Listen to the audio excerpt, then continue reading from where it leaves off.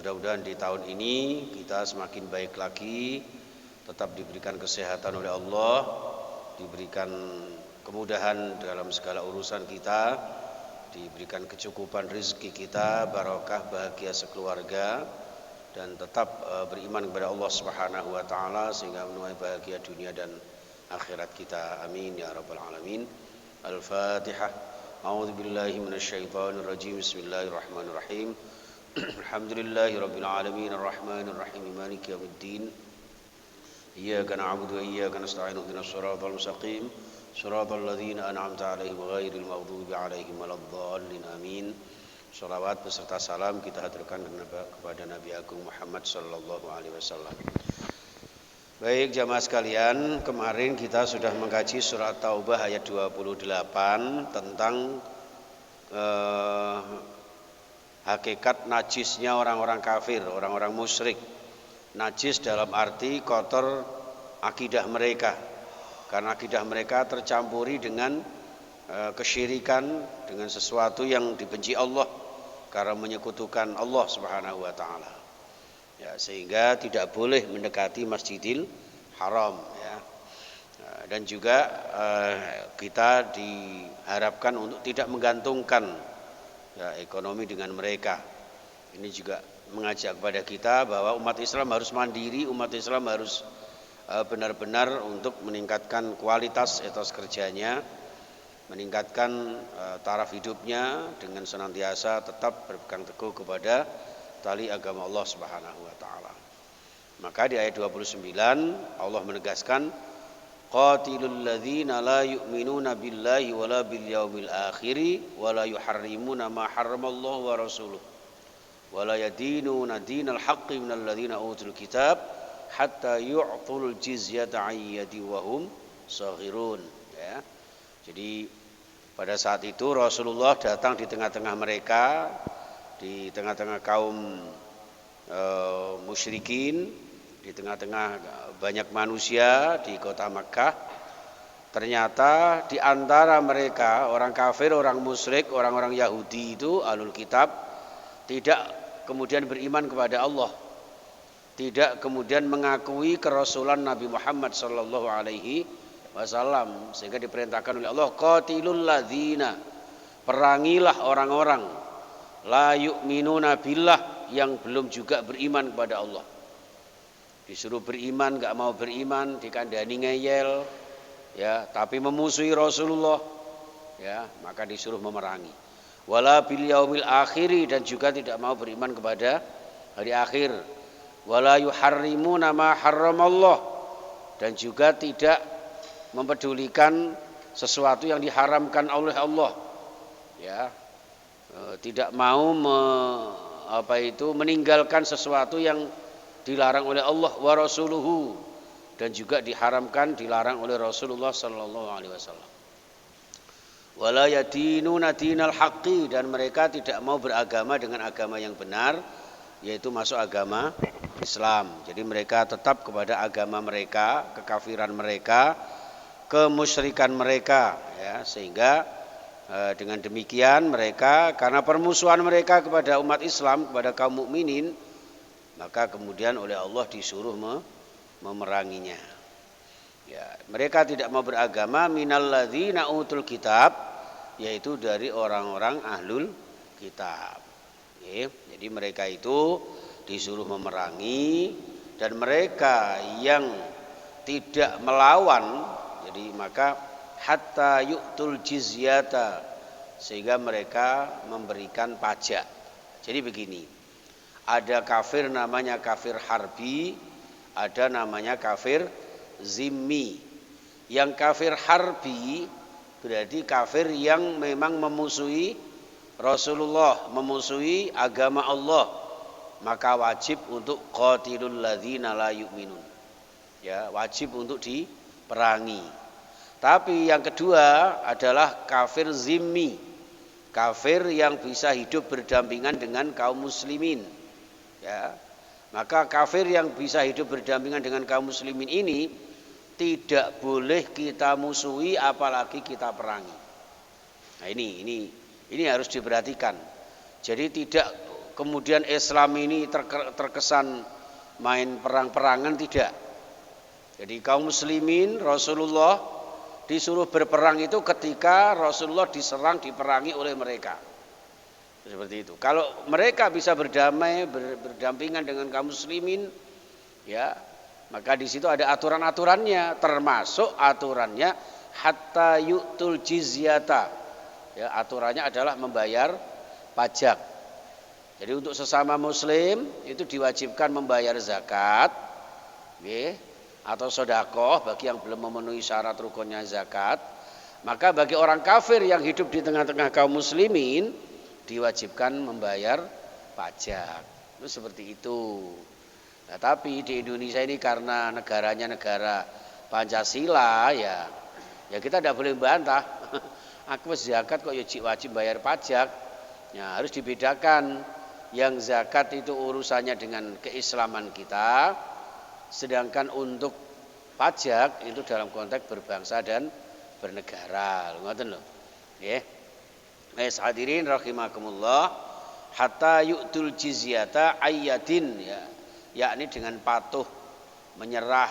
Jadi mereka harus tunduk kepada pemerintahan Islam.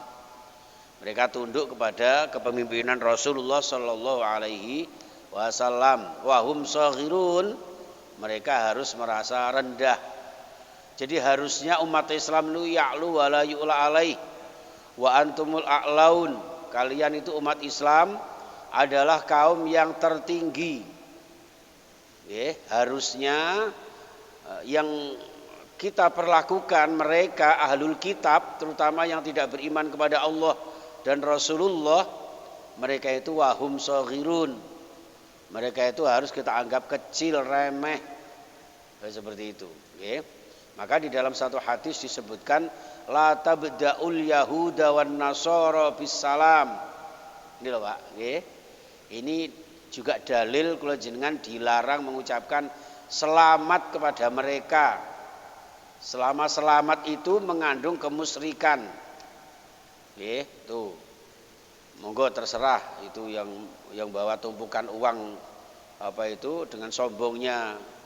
Di Al-Quran hadis mana ada larangan mengucapkan selamat Natal? Memang tidak ada, tapi hadis yang menunjukkan la tabda'ul yahuda wan nasara bis salam. Janganlah kalian memulai, jangan kalian mengawali mengucapkan selamat kepada Yahudi dan Nasrani. Hadisnya sahih ini, Pak. Ini bisalam, ini umum ini. Ya. Selamat ya, selamat. Itu saja tidak boleh. Apalagi mengucapkan selamat dalam konteks napa? Dalam konteks menyekutukan Allah. Selamat atas kelahiran anaknya Allah. Nah, ini kan tersesat kok selamat. Tidak remah karena ini ngapunten ini. Tapi ini untuk umat Islam loh ya. Untuk umat Islam kita wajib menjaga iman kita.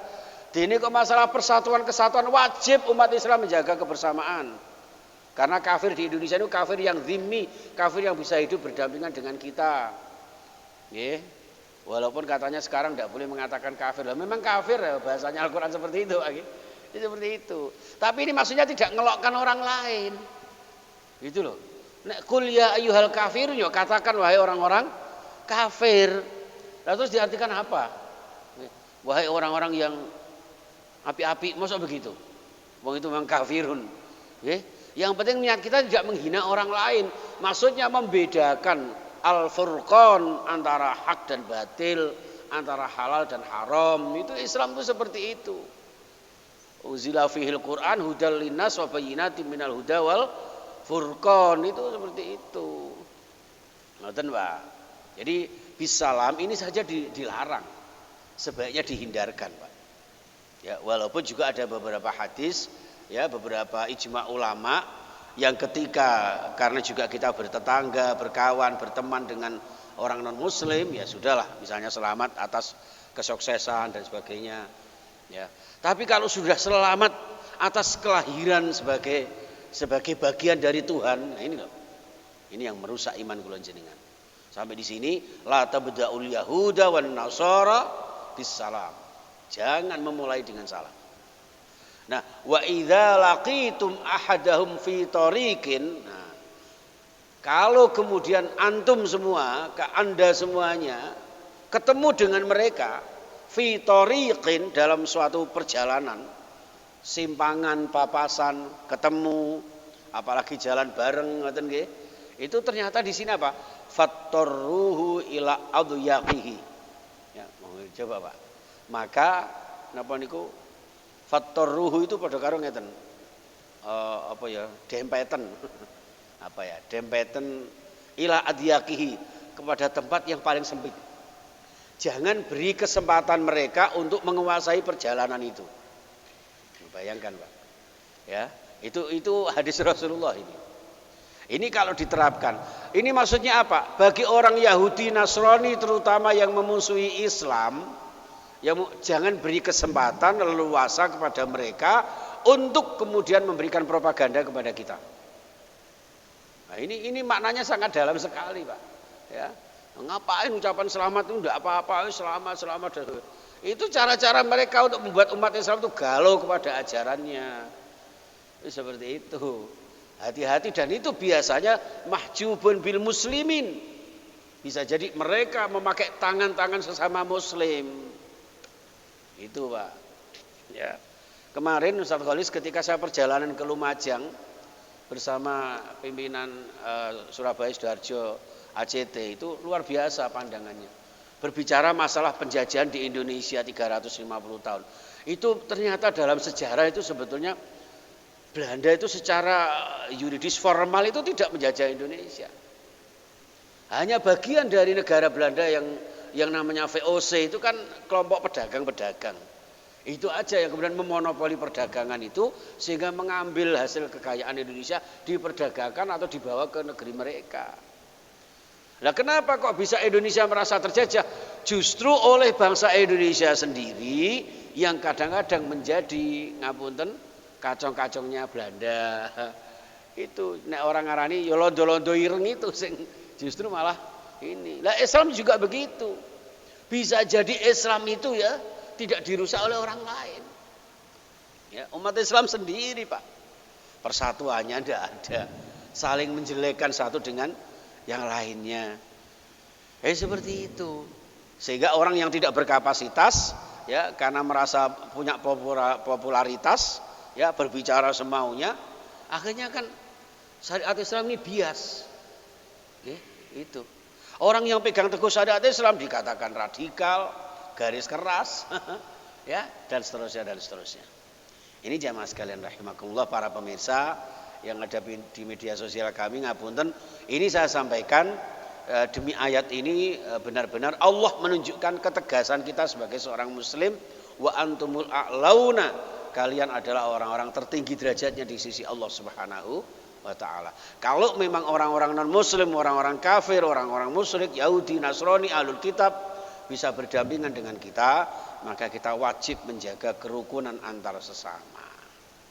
Namun kalau kemudian mereka itu menyerang kita, menyakiti kita, merusak citra Islam kita, Masya Allah, ini yang wajib kita perangi, kita counter, kita lawan. Itu seperti itu. Ya, termasuk ngapunten, alhamdulillah tadi malam tahun baru, nggih. Biasanya banyak orang yang tergelincir dari keimanannya karena tasyabuh menyerupai mereka. Orang Yahudi itu kalau memanggil untuk sholat itu kan, untuk sembahyang itu kan pakai trompet, ya Pak ya. Ditiru sama orang kita. Ya, ditiru sama orang kita. Deret. Bahaya itu, hati-hati. Pas niup trompet Israfil terlibat. Apa gak ajur kiamat. Itu perconan itu mubazir itu semua. Masya Allah. Ya, tapi alhamdulillah tadi malam tidak ada secara signifikan. Dan sekali lagi tambahnya usia, pergantian waktu, pergantian tahun itu sesuatu yang biasa dan harusnya menjadi bahan muhasabah buat kita, karena dengan tambahnya usia kita berarti semakin dekat dengan ajal kita. Kita harus lebih berhati-hati, mawas diri, tetap memperbaiki diri untuk hari esok yang lebih baik lagi, tentu dengan ridha Allah, dan mudah-mudahan senantiasa tetap mengikuti sunnah Nabi, barokah dunia sampai akhirat nanti. Nggih.